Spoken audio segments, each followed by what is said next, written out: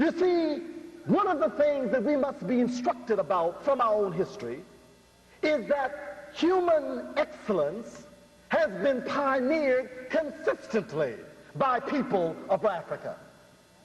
You must remember that you are the ones who pioneered human civilization, that we are the ones who first began to engage in the civilized conduct guided by celebration rather than instinct.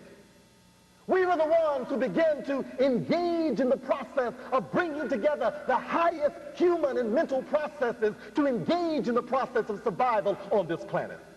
We are the ones who developed and engaged in establishing family relationships, civilized conduct, symbolism, and the ability to extrapolate from the pictures of nature the whole process of understanding the divine plan laid out in the creation, which gave us the dictates and the principles of science, which we replicated in building a society based upon principles of truth, which we call Ma'at. It is we who were for thousands of years engaged in the process of communication when other people were still trying to find out where they were on the planet.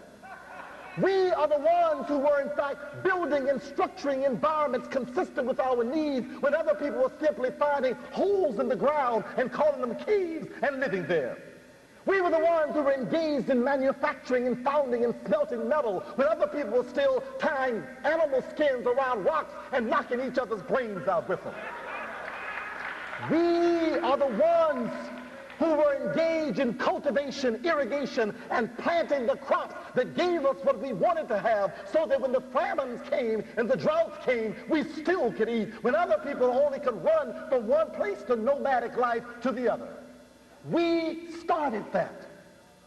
We are the ones who began to introduce reflection and intellectual development to the planet. If you follow the development of African life from the base of Mount Kilimanjaro, moving up the Nile River, what you find is the growth of civilization going over thousands of years.